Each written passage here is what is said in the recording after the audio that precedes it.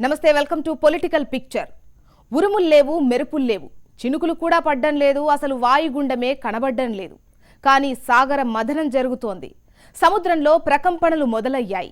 Tsunami రావడం ఖాయమంటున్నారు జన సైనికులు. ఏ పార్టీ నుంచి చేరికలు లేవు, మద్దతుగా మాట్లాడే నాయకులు లేరు, కమిటీలు అసలే లేవు. అయినా వ్యూహం పక్కాగా ఉంది. ఏ అడుగు ఎప్పుడు వేయాలో ముందే రాసిపెట్టుకున్నాం. ఎక్కడ ఎప్పుడు ఎవరిపై గురిపెట్టాలో మాకు తెలుసు. ఎవరికి ఎలా చెక్ పెట్టాలో కూడా తెలుసు. మా బలం జనం, ఇక రాబోయేది ప్రభంజనం అంటున్నారు జనసేనానులు. విశాఖలో సునామీ రావడానికి సిద్ధమైన ఈ సేనాని మాత్రం రాలేదు. హోదాగ్ని ప్రజ్వరిల్లినా జ్వలించే కార్యాచరణే లేదు. అందుకే అర్థం కావడం లేదు జనసేన వ్యూహాలు. బలం ఉన్న బలమైన శక్తిగా ఇంకా ఎదగని పవన్ యాక్షన్ ప్లాన్ పైనే నేటి మన పొలిటికల్ పిక్చర్. పిలుపు ఇస్తే సోషల్ నెట్వర్క్లో సునామీ వచ్చేసింది. రమ్మంటే రావడానికి లక్షల మంది సిద్ధంగా ఉన్నారు. రణరంగంలోకి దూకమంటే దూకడానికి సైన్యం సై అంటోంది. కన్నెర్ర చేస్తే చాలు కత్తి దూయడానికి సైనికులు సిద్ధమంటున్నారు.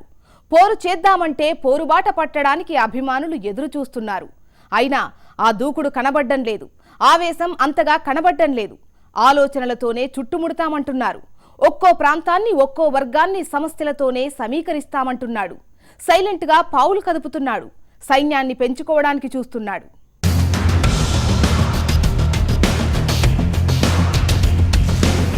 ఆర్కే బీచ్ ఆందోళనతో జనసేన జోరు పెంచింది. కానీ పవన్ రాకపోవడంతో అది చల్లారిపోయింది. పవన్ వస్తానని చెప్పకపోయినా వస్తాడని అందరూ ఎదురు చూస్తారు. పోలీసులు ఆందోళనకారులను అడ్డుకున్నారు. జగన్ను ఎయిర్పోర్టులోనే ఆపేసి వెనక్కి పంపేశారు. మరి పవన్ను ఎవరు ఆపారు? ఎవరు అడ్డుకున్నారు? ఎందుకు రాలేదు? ఇలాంటి ప్రశ్నలు, విమర్శలతో పవన్ పై ముప్పేట దాడి జరిగింది. ప్రెస్ మీట్ పెట్టి దానికి వివరణ ఇచ్చే ప్రయత్నం చేశాడు పవన్. ఈసారి బీజేపీ, టీడీపీలపైన విమర్శల జోరు పెంచాడు పవన్. చంద్రబాబు ప్యాకేజీకి ఎందుకు ఒప్పుకున్నారంటూ నిలదీశాడు. ప్రత్యేక హోదా ఆందోళనపై విమర్శలు చేసిన వాళ్లందరికీ కౌంటర్లిచ్చాడు.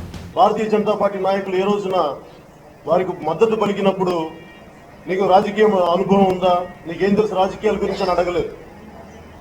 నన్ను కర్ణాటక పంపించారు, తమిళనాడు బోర్డర్లకు పంపించారు, తెలంగాణ నలుమూలలకు పంపించారు, ఆంధ్రప్రదేశ్ మొత్తం తిప్పారు. ఆ రోజు ఎవరు నా రాజకీయ అనుభవం అడగలేదు, నీకెంత తెలుసు రాజకీయాల గురించి అని. ఈ రోజున స్పెషల్ కేటగిరీ స్టేటస్ గురించి అడిగితే నువ్వు రాజకీయాల గురించి ఏది సీట్లు తెలివి నువ్వు నేర్చుకొని రా అంటారు. ఇంతకు మించిన అవకాశం మాత్రం ఏంటో నాకు కనిపించలేదు వీళ్ళ దగ్గర. ఎయిర్పోర్టులో జగన్ను అడ్డుకున్నారు. జగన్, పోలీసుల మధ్య పెద్ద ఫైటింగే నడిచింది. కానీ ఈ ఎపిసోడ్పై పవన్ ఒక్క కామెంట్ కూడా చేయలేదు. హోదా పోరు జోరందుకున్న వేళ ఏదో యాక్షన్ ప్లాన్ ప్రకటిస్తాడని అందరూ ఎదురుచూశారు. అది కూడా ఏమీ లేదు. దీంతో పవన్ తీరుపై మళ్లీ విమర్శలొచ్చాయి. కానీ తెల్లవారేసరికి ట్విట్టర్లో దక్షిణ భారతదేశ ఆత్మీయ గౌరవ సభను మార్చ్లో విశాఖ ఆర్కే బీచ్లోనే నిర్వహిస్తానంటూ ప్రకటించాడు. దీంతో ఆగిన ఊపు మళ్లీ పెరిగింది.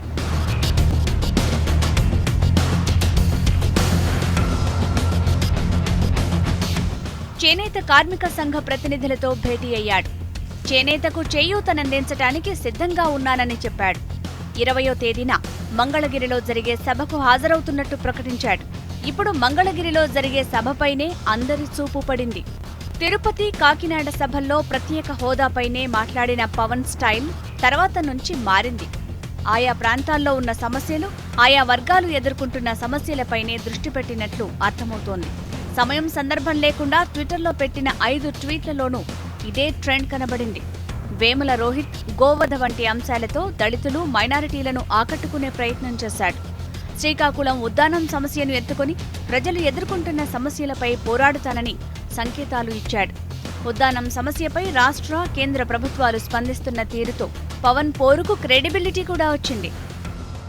ఇద్వానిపాలెంకి గ్రామంకి అందరికి కూడా ఇంచుమించి 200-300 ప్రజకి ఈ కిడ్నీ ప్రాబ్లమే వచ్చింది. 3 సంవత్సరాల కాలమని మందులంతా ఏదకి వాడితేనే ఉన్నాడు. వైజాగ్, సోంపేట, ఇచ్చాపురం అన్ని దుక్కులు వెళ్తున్నాడు. దీని వంకన బాగు కావడం లేదు. చిన్న పిల్లలు తినడానికి చాలా అవస్థ అయిపోతాను నేను. 4 నెలలు అవుతుంది మా ఆయన మరి పని కూడా వెళ్ళడం లేదు, కూలి చేసుకొని బతికిన వాళ్ళు 4 నెలలు అవుతుంది. నేను మరి కూర్చుంది లేగలేను, నాకేం చేసుకుని ఉన్నారు. బతికి చాలా కరువు పెట్టిపోయాను తిండికి. ఇప్పుడు జన సైనికులు ఒకటే పనిలో ఉన్నారు, అది సమస్యల లిస్టు తయారు చేయటం, ప్రాంతాల వారీగా ఏ జిల్లాలో ఎక్కడ ఏ సమస్య ఉందో గుర్తించటం, దానిపై ఇప్పటి వరకు ప్రభుత్వం కానీ ఇతర రాజకీయ పార్టీలు కానీ ఏ విధంగా స్పందించాయి, ఏ విధమైన కృషి చేశాయనే చరిత్ర తీయటం, ఇప్పుడు దానిపై ఎలాంటి వైఖరి తీసుకుని ఎలాంటి కార్యాచరణ చేపట్టాలో నివేదిక తయారు చేయటం. ఇదే కార్యక్రమాన్ని ఇప్పుడు జనసేన సైలెంట్గా చేసుకుపోతోంది. ఒంగోలులో ఫ్లోరైడ్ సమస్య ఉన్న ప్రాంతాల వారితో త్వరలోనే పవన్ మాట్లాడబోతున్నారు. ఇప్పటికే ఆ కార్యక్రమం ఫిక్స్ అయిపోయింది కూడా.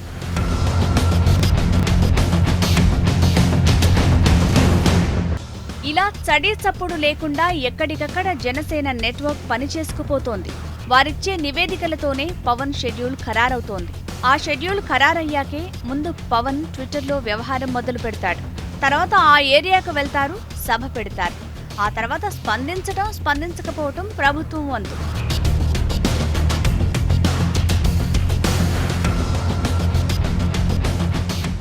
ఎవరు ఫోన్ చేస్తారో తెలీదు, ఎవరు పిలుస్తారో తెలీదు, నాయకుడెవరో తెలీదు.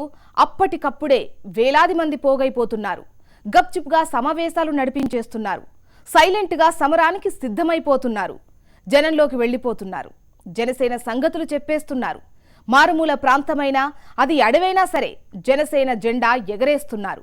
కంటికి కనబడని శత్రువు కాదు, కనబడుతున్న శత్రువుతోనే బయటకు కనబడని యుద్ధం చేస్తున్నారు.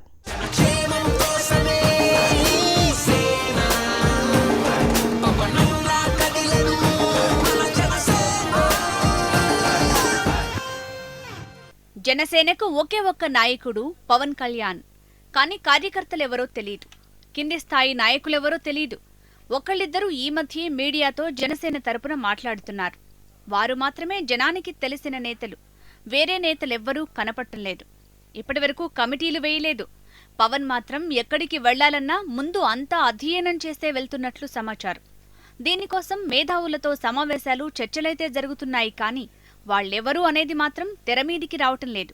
అనంతపురం సభలో మాట్లాడినప్పుడు పవన్ ఒక సంస్థ పేరును వెల్లడించారు. వారితో చర్చిస్తున్నట్లు, వాళ్లే అనంతపురం జిల్లా సమస్యలను తమ దృష్టికి తెచ్చినట్లు చెప్పారు. ఈ రిలీజ్ చేసిన ప్రెస్ స్టేట్మెంట్ స్పెషల్ ప్యాకేజ్ మీద నేను రకరకాల నిపుణులతోటి కేంద్ర స్థాయిలో పనిచేసిన ఆర్థిక శాస్త్రవేత్తలతోటి అందరితో కూర్చొని అర్థం చేసుకుని నేను ఈరోజు మీ ముందుకు వచ్చాను. నేతలు, కార్యకర్తలు ఎవరో తెలియకపోయినా కార్యక్రమాలు మాత్రం పకడ్బందీగా నడిచిపోతున్నాయి. సభలు నిర్వహించేస్తున్నారు. అభిమానులకు ఎవరు కబురు పెడుతున్నారు, ఎవరు వారికి డైరెక్షన్ ఇస్తున్నారనేది మాత్రం ఎవరికీ తెలీదు. పవన్ కు సమాచార సేకరణలో గాని, వ్యూహ రూపకల్పనలో గాని ఎవరు తోడ్పడుతున్నారనేది కూడా బయటి వారికి తెలీదు. ఎక్కడెక్కడ ఎలాంటి సమస్యలున్నాయనేది ముందు నివేదిక తెప్పిస్తున్నారు. తర్వాత యాక్షన్ ప్లాన్ కు వెళ్తున్నారు. మూలలంక భూముల నిర్వాసితుల సమస్య కూడా అలాగే వచ్చింది. వారితో స్థానిక జనసేన నేతలు మాట్లాడాక ఆ సమస్యను పవన్ దృష్టికి తెచ్చారు. ఆ తర్వాతే వారితో పవన్ కు సమావేశం ఏర్పాటు చేశారు.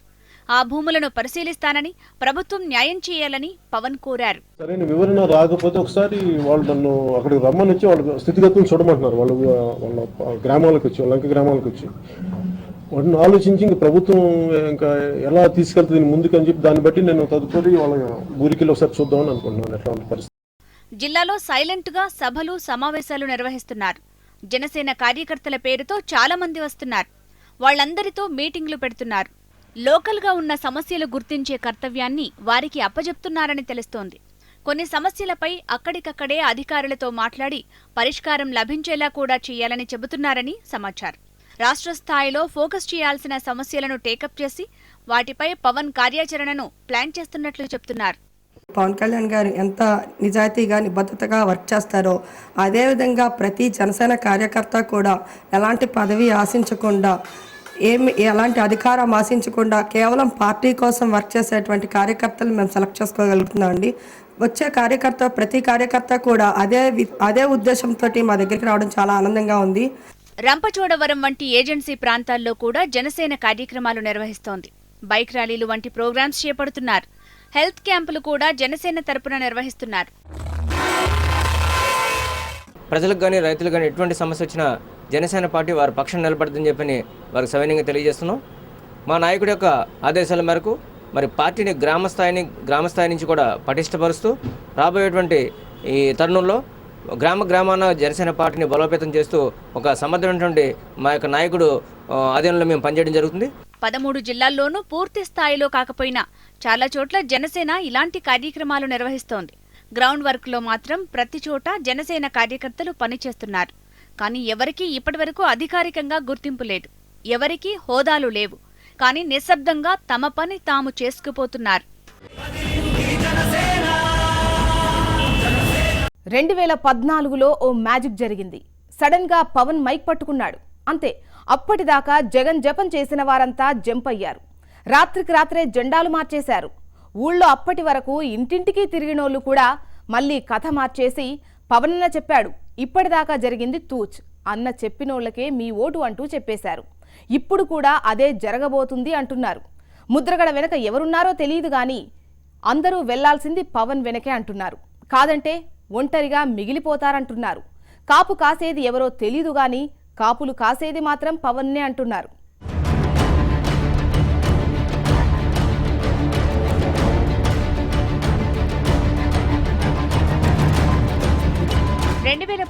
ఎన్నికల్లో బాబు జగన్ల మధ్య పోటాపోటీగా రసవత్తర పోరు నడుస్తున్న టైంలో పవన్ ఎంట్రీ ఇచ్చాడు. లెక్కలన్నీ తారుమారు చేసేశాడు. పవన్ కున్న క్రేజ్ అంతా ఇంతా కాదు. ఆ క్రేజ్ ని టీడీపీ బీజేపీ కూటమి భారీగా క్యాష్ చేసుకుంది. పవన్ అభిమానుల్లో అన్ని వర్గాలు ఉన్నా కాపు సామాజిక వర్గం మాత్రం వన్ సైడ్ గా సపోర్ట్ చేస్తుందనేది అందరూ ఒప్పుకునే వాస్తవం.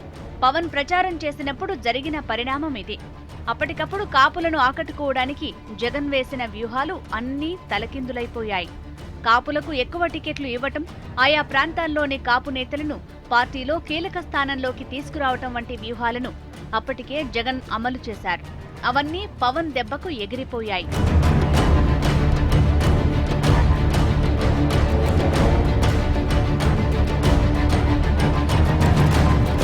గ్రామాల్లో కింది లెవెల్లో సైతం అప్పటి వరకు వైసీపీ జెండా పట్టుకుని ప్రచారం చేసిన కాపులు రాత్రికి రాత్రే పార్టీ మార్చేశారు. టీడీపీ బీజేపీ అభ్యర్థులకు ప్రచారం చేయటం మొదలుపెట్టారు. పవన్ ప్రచారం మొదలుపెట్టిన రెండో రోజుకే జరిగిన పరిణామం ఇది. కాపుల్లో పవన్ కున్న ఇమేజ్ కు ఇదే పెద్ద ఉదాహరణ. ఇప్పుడు దీన్ని డైరెక్ట్ గా భుజానికి ఎత్తుకోవటం పవన్ కు ఇష్టం లేదని తెలుస్తోంది. దీనివల్ల కులం ముద్రపడి ఇతర వర్గాలు దూరమవుతాయనే అభిప్రాయం వినపడుతోంది. అయితే తెర వెనుక మంత్రాంగం యమ స్పీడ్గా నడిచిపోతోంది.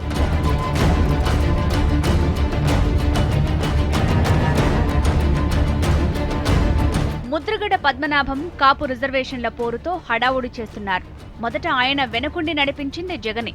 కానీ తర్వాత ముద్రగడ భేటీలు అన్ని పార్టీల కాపు నేతలతో జరగటం మొదలుపెట్టాక సీన్ మారుతూ వస్తోంది.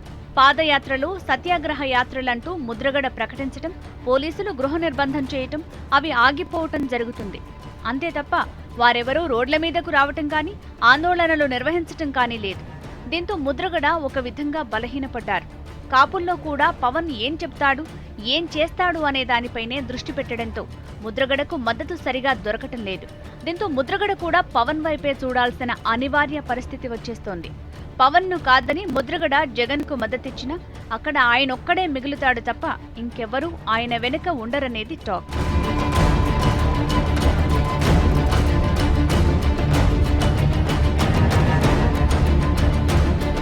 దాసరి నారాయణరావు కూడా ముద్రగడ ఇతర కాపు నేతల సమావేశాల్లో కీలక పాత్ర పోషించారు. చిరంజీవిని కూడా ఆ సమావేశాలకు రప్పించడంలో దాసరిదే ప్రముఖ పాత్ర అని చెప్పుకుంటున్నారు. ఇలా అందరినీ ఒక దగ్గరికి చేర్చాలనేది ఎత్తుగడగా కనబడుతోంది. అందరినీ పవన్ వెనుక ర్యాలీ చేయించే వ్యూహం అమలవుతున్నట్లుగా కనబడుతోంది. దాసరి కూడా పవన్ కు అనుకూలంగానే మాట్లాడుతున్నారు. ఒకటి మాత్రం చెప్పగలను, పాలిటిక్స్ గురించి మాట్లాడను కానీ వ్యక్తిగా కళ్యాణ్ గురించి మాత్రం చెప్పగలను. He is a committed man. తనకి ఒక లక్ష్యం ఉంది, ఒక స్టడీ ఉంది, అవగాహన ఉంది. అందరికి ఏంటంటే ఇతనికి ఏముంది, ఇతనికి ఏం తెలుసు అనే భావంలో ఉన్నారు. కానీ బాగా చదువుతాడు, బాగా వింటాడు, బాగా తెలుసుకుంటాడు. అది ఎప్పుడు అవసరమో అప్పుడు తనకేం తెలుసు అనేది బయట పెడతాడు. అతను నాకు తెలిసి so is a very committed man, is a very serious man, very sincere man politics విషయంలో. ఎన్నికల సమయానికి పవన్ వీక్గా కనబడితే చెప్పలేం గాని యాక్షన్ ప్లాన్ జోరు పెంచి గట్టిగా నడిచి బరిలో బలంగా నిలబడితే మాత్రం కాపు సామాజిక వర్గం ఓట్లు భారీగా పడతాయనేది అంచనా. జనసేన మాత్రం పైకి కులం పేరు ఎత్తనప్పటికీ తెర వెనుక మాత్రం ఆ పనిని కొందరు వ్యక్తులతో నడిపించేస్తోంది. అన్నయ్య అటర్ ఫ్లాప్ అయ్యాడు. గ్రాండ్గా ఎంట్రీ ఇచ్చి బ్యాడ్గా డ్యామేజ్ చేసుకున్నాడు. అలిగిన తమ్ముడు తన దారి తాను చూసుకున్నాడు. దెబ్బతిన్న అన్నయ్య ఇప్పుడు తమ్ముడు దారిలోకే వస్తున్నాడు. మేకోవర్ మార్చిన చిరంజీవి పొలిటికల్ ఫ్లేవర్ కూడా మార్చబోతున్నాడు. రీఎంట్రీ హిట్తో జోరు మీదున్నాడు. ఇప్పటికే తన మాట నాగబాబుతో చెప్పేశాడు. ఇక ఆయన చెప్పడమే ఆలస్యం. తనకు సినిమాలు, తమ్ముడికి రాజకీయాలే కరెక్ట్ అనే కాన్సెప్ట్ను త్వరలో వినిపించబోతున్నాడు.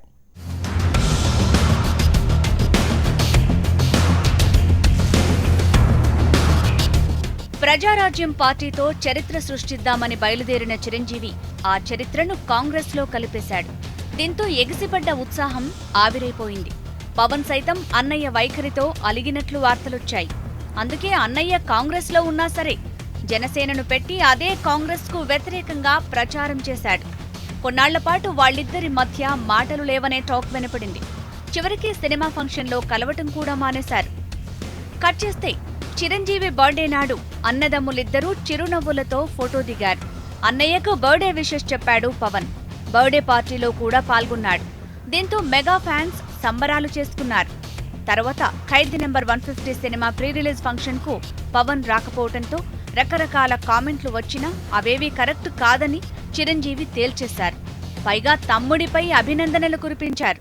తను సిద్ధాంతాలు వేరు, తన ఐడియాలజీ వేరు. సో సైద్ధాంతికపరమైనటువంటి అభిప్రాయాలు వేరువేరుగా ఉండడం తప్పు లేదు. తన అభిప్రాయం ప్రకారం, తన ఆశయాల ప్రకారం తను వేరే మార్గం ఎంచుకున్నాడు. బట్ మార్గాలు ఏవైనా సరే బట్ అభిముఖంగా వెళ్ళటం లేదు. ఇవన్నీ ఒకటే లక్ష్యం వైపు వెళుతున్నాం. అది ఎవరైనా అభినందించదగ్గ విషయం. బట్ ఏ మార్గాన్ని ఎంచుకుంటున్నావు, ఏ రూపంలో వెళుతున్నావు అనేది అది no matter.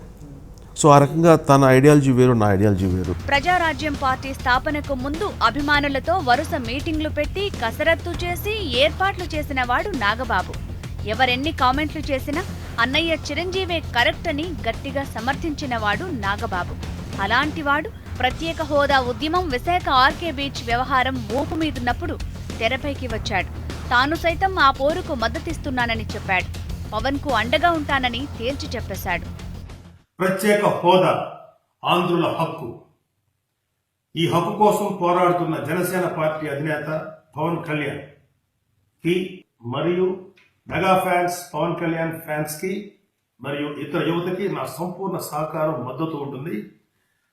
Pawan Kalyan inspiration తోటి, అతని ఆలోచన విధానంతో నేను సంపూర్తిగా ఏకీభవిస్తున్నాను.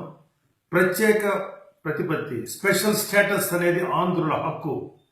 I am with you.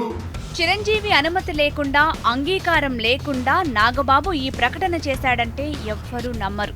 Pawan రాజకీయాలకు తన మద్దతుందని కూడా నాగబాబు స్పష్టంగా చెప్పాడు. అంతేకాదు, ప్రజారాజ్యంలో జరిగిన తప్పులు ఇక్కడ జరగకుండా చూసుకుంటానని కూడా చెప్పాడు. అన్నయ్య చిరంజీవిని కూడా తీసుకొస్తానని పరోక్షంగా చెప్పేశాడు. దీంతో మెగా ఫ్యామిలీ పవన్ కు మద్దతివ్వటం ఖాయమని తెలుస్తోంది.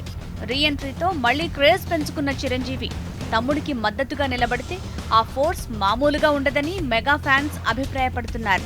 చిరంజీవి కూడా సినిమాలు కంటిన్యూ చేసుకుంటూ రాజకీయాల్లో పవన్ కు మద్దతిస్తే చాలని కూడా వారు ఫీల్ అవుతున్నారు. మెగా ఫ్యామిలీ మొత్తం అండగా నిలబడటం కాపు ఓట్లు కన్సాలిడేషన్ కావటానికి ఉపయోగపడుతుందని రాజకీయ వర్గాలు అంచనా వేస్తున్నాయి. బాబుకు బినామీ అని కొందరంటున్నారు. త్వరలోనే జగన్తో భేటీ, ఆపై ఆయనకే సపోర్ట్ చేస్తాడని మరికొందరంటున్నారు. ఒంటరిగా పోటీ చేసి అన్నయ్య వైఎస్కు చేసినట్లు తమ్ముడు బాబుకు ఫేవర్ చేస్తాడు అంటున్నారు. కాదు జగన్కే లాభం జరుగుతుంది అంటున్నారు. ఎవరికి ఫేవర్ కాదు, బాబు జగన్ ఇద్దరికీ ఫీవర్ తెప్పిస్తామంటున్నారు జనసేనానులు. త్రిముఖ పోటీలో త్రికోణాన్ని అధికార పీఠంపై గుచ్చేది జనసేనే అని అంటున్నారు. ఇదేమీ తిక్క కాదు, పక్కా లెక్కలున్నాయి అంటున్నారు.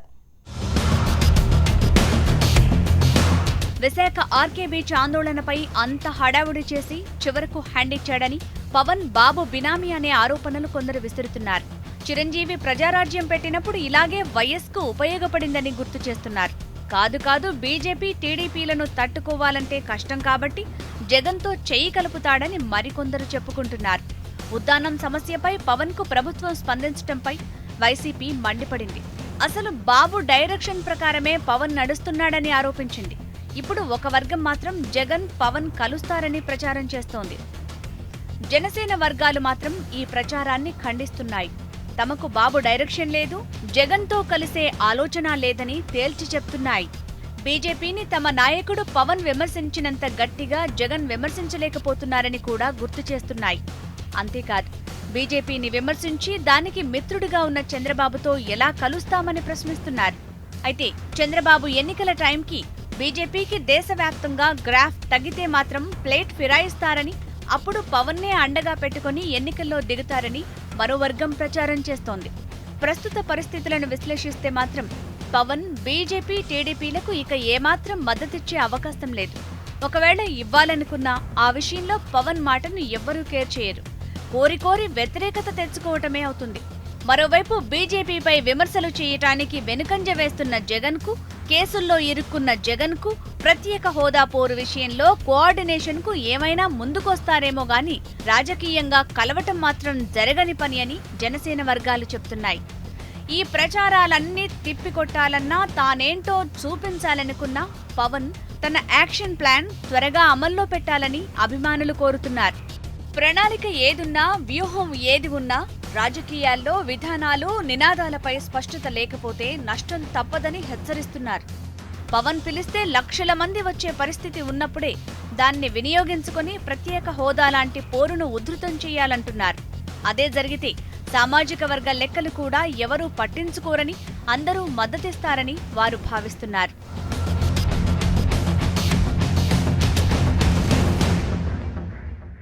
రైతులకు ఉచిత విద్యుత్ అనే నినాదం ఇవ్వడానికి వైఎస్ ఎన్నికలొచ్చేదాకా ఆగలేదు. రైతు రుణమాఫీ స్లోగన్ ఇవ్వడానికి బాబు అస్సలు ఆలస్యమే చేయలేదు. ముందుగా ఇస్తేనే జనంలోకి నినాదాలైనా విధానాలు అయినా పోయేది. ఎన్నికల ముందు అప్పటికప్పుడు ఇచ్చే వాగ్దానాలు ప్రజల్లో రిజిస్టర్ కావు. నిర్ణయం చెప్పడానికి ప్రజలు ఎన్నికల దాకా ఆగుతారు, కానీ నిర్ణయం తీసుకోవడానికి మాత్రం ఎన్నికల దాకా ఆగరు. నిత్యం రాజకీయాలను జనం గమనిస్తూనే ఉంటారు. ఎవరు ఏంటి అనేది లెక్కలేస్తూనే ఉంటారు. అందుకే జనసేనాని జనానికి తానేంటో త్వరగా చూపించాలి, ఆచరణతో అదరగొట్టాలి. లేదంటే ఇప్పుడు వస్తున్న విమర్శలు నిజమవుతాయి, ఆరోపణలే ఓటమికి కారణాలవుతాయి.